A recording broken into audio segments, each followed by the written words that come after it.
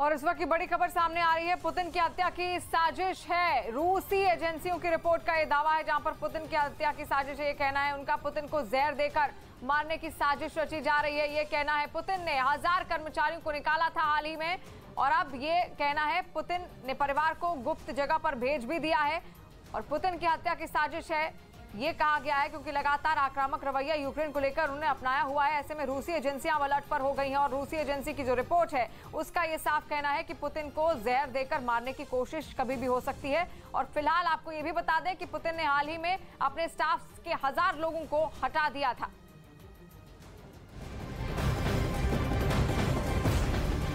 और बड़ी खबर, पोलैंड के राष्ट्रपति ने रूसी सैनिकों की तुलना हिटलर के सैनिकों से कर दी है।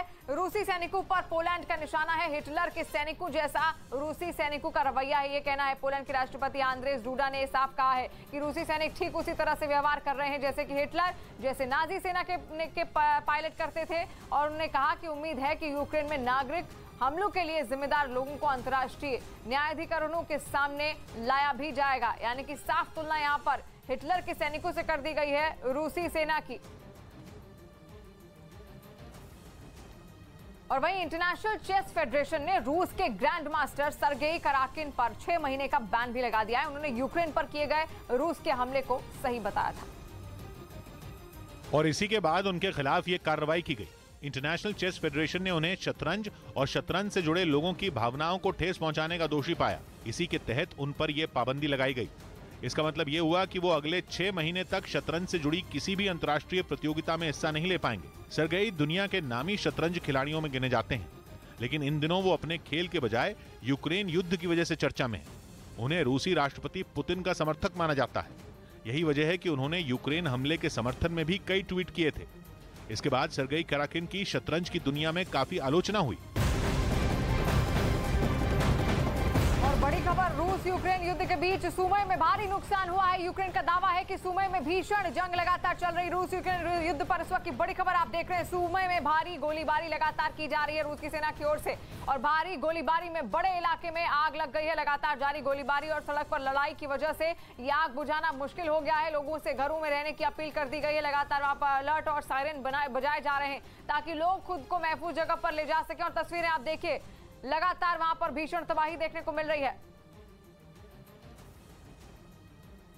और इस वक्त की बड़ी खबर, हैदराबाद में बड़ा हादसा हो गया है। हैदराबाद के भौगुड़ा इलाके में एक कबाड़ के गोदाम में भीषण आग लग गई है और आग में 11 लोगों की जलकर मौत भी हो गई, जबकि एक शख्स गंभीर रूप से झुलस गया है। जिस वक्त ये आग लगी उस वक्त गोदाम में 12 लोग मौजूद थे। इस वक्त की बड़ी खबर हैदराबाद से निकलकर सामने आ रही है। हैदराबाद में आग में झुलसकर 11 लोगों की मौत हो गई है। कबाड़ के गोदाम में दरअसल ये आग लगी थी। यह हादसा जब हुआ कबाड़ के गोदाम में वो हुआ था और उस वक्त काफी सारे लोग उसके भीतर मौजूद थे।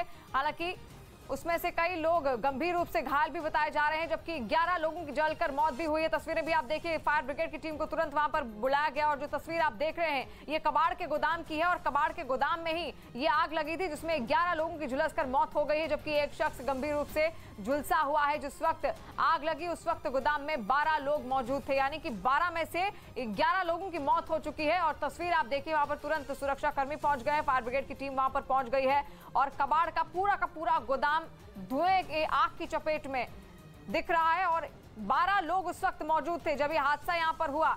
हैदराबाद का ये कबाड़ का गोदाम था जब हादसा हुआ, तो उस वक्त 12 लोग इसके भीतर मौजूद थे। हालांकि 11 लोगों की जलकर मौत भी हो गई है, ये भी खबर सामने आ रही है। और एक व्यक्ति बुरी तरह से झुलसा हुआ है, जिसको फिलहाल अस्पताल में भर्ती भी करवा दिया गया है और रेस्क्यू ऑपरेशन वहां पर चलाया जा रहा है। तस्वीरें भी आप देखिए किस तरीके से भीषण तबाही वहां पर देखने को मिली है। पूरा का पूरा आग का गोदाम आग की लपटों से घिरा हुआ और धुएं का गुबार उठता हुआ साफ नजर आ रहा है। हैदराबाद की तस्वीर आप देख रहे हैं, कबाड़ का ये गोदाम था जहां पर आग लगी हुई थी। और स्वास्तिका दास हमारे साथ फोन लाइन पर जुड़ गई हैं। स्वास्तिका, और क्या जानकारी मिल पा रही है? एक शख्स झुलसा भी हुआ है।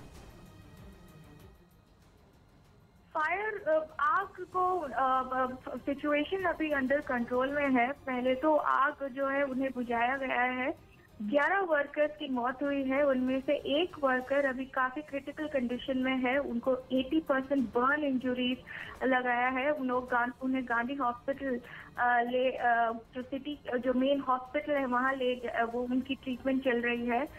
शॉर्ट सर्किट की वजह से फायर ट्रिगर हुआ है। यही लोकल स्वास्थ्य यानी कि आग का कारण शॉर्ट सर्किट था और शॉर्ट सर्किट की वजह से भीषण आग लग गई कबाड़ के गोदाम में। तस्वीरें अभी आप देखिए, वहां पर फायर ब्रिगेड की टीम भी पहुंची हुई है। और इस वक्त की बड़ी खबर, यूक्रेन में युद्ध के बाद से पलायन लगातार जारी है और अब तक 36 लाख लोग यूक्रेन छोड़कर जा चुके हैं, पलायन कर चुके हैं। तस्वीर भी हम आपको दिखाएंगे, लेकिन देखिए 21 लाख लोग अब तक पोलैंड पहुंच चुके हैं। पोलैंड, हंगरी, मोल्दोवा, ये तमाम ऐसे क्षेत्र हैं जिनकी सीमाएं लगती हैं सीधे सीधे यूक्रेन के साथ, और ऐसे में शरण लेने के लिए लोग वहां पर पहुंचे हैं। सबसे ज्यादा शरणार्थी जो पहुंचे हैं वो पोलैंड पहुंचे हुए हैं। दूसरे विश्व युद्ध के बाद ये यूरोप का सबसे बड़ा शरणार्थी संकट है। UNHCR के मुताबिक अकेले पोलैंड में 21 लाख से अधिक लोग पहुंचे हुए हैं और युद्ध के चलते यूक्रेन की 1 करोड़ आबादी अपने घरों को छोड़ चुकी है, जो पूरे यूक्रेन की आबादी का 1/4 हिस्सा है। यानी कि बहुत सारे लोग डर के मारे, खौफ के मारे, क्योंकि लगातार एक के बाद एक कई सारे हमले वहां पर रूस की सेना कर रही है। ऐसे में डरे सहमे देश छोड़कर भाग रहे हैं। और इस बीच यूक्रेन के पूर्व सांसद इगर कोवित्स्की की पत्नी अनस्तेसिया करोड़ों रुपयों के साथ हंगरी में पकड़ी गई है और आरोप है कि वो इस भारी भरकम रकम के साथ यूक्रेन से भागने की तैयारी में थी। लेकिन यूक्रेन के पड़ोसी देश हंगरी के बॉर्डर पर उन्हें पकड़ लिया गया। इस दौरान उनके पास से कई सूटकेस मिले। दावा किया गया कि हंगरी बॉर्डर पर तैनात सुरक्षा कर्मियों ने जब ये सूटकेस खोले तो वो दंग रह गए, क्योंकि इनमें $28 मिलियन और 1 मिलियन से ज्यादा यूरो भरे हुए थे। यानी उनके पास भारतीय रुपयों के हिसाब से करीब 225 करोड़ रुपए रखे हुए थे। इसके बाद जांच एजेंसियों ने उनसे पूछताछ की और सही जवाब न मिलने पर उनके खिलाफ केस दर्ज कर लिया। बताया गया कि पूर्व सांसद की पत्नी अनस्तेसिया इस नकदी के साथ यूक्रेन से किसी सुरक्षित ठिकाने की तलाश में निकली थी, लेकिन उनके मंसूबों पर पानी फिर गया। इसके बाद यूक्रेन समेत दुनिया भर के कई लोगों ने सोशल मीडिया पर उनकी आलोचना की।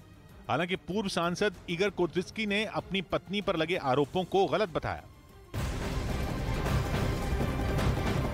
और बड़ी खबर, रूस की मीडिया के मुताबिक रूस समर्थित अलगाववादी भी यूक्रेन के खिलाफ युद्ध लड़ रहे हैं। डोनेत्स्क क्षेत्र में खासतौर पर ये लोग युद्ध लड़ रहे हैं। वहां पर बहुत सारे अलगाववादी भी हैं। यूक्रेन के खिलाफ युद्ध इनकी ओर से लड़ा जा रहा है। हवाई अड्डे को नुकसान यहां पर पहुंचाया जा रहा है। आपको बता दें, मारिउपोल का जो क्षेत्र है वो वहीं पर है, डोनेत्स्क के भीतर ही। ऐसे में वहां पर हवाई अड्डे को नुकसान पहुंचाया जा रहा है रूस की सेना की ओर से, और वहां पर कई सारे अलगाववादी भी हैं। रूसी मीडिया ने हवाई अड्डे की तस्वीर भी बाकायदा जारी की और दावा किया है कि यूक्रेन की सेना वहां पर बैरक बनाई हुई थी और इसी वजह से उस पर अटैक किया गया रूस की सेना की ओर से। और मारिउपोल में जंग किस तरीके से लगातार जारी है, तस्वीरें आप देखिए। डोनेत्स्क ऐसा शहर है यूक्रेन का जो कि फिलहाल तो स्वतंत्र घोषित कर दिया गया है रूस की तरफ से, लेकिन वहां पर कई सारे रूस समर्थित लोग रहते हैं। ऐसे में रूस की सेना के लिए वहां पर जाना और वहां पर लोगों को भड़काना बेहद आसान हो गया है, क्योंकि युद्ध जो जंग वहां पर चल रहा है इसी वजह से भीषण है, क्योंकि लगातार वहां के लोग भी अब रूसी सेना को समर्थन दे रहे हैं, ना कि यूक्रेन की सेना का। और ऐसे में तस्वीरें आप देख लीजिए, वहां पर कई सारे इलाके अब पहुंच चुके हैं।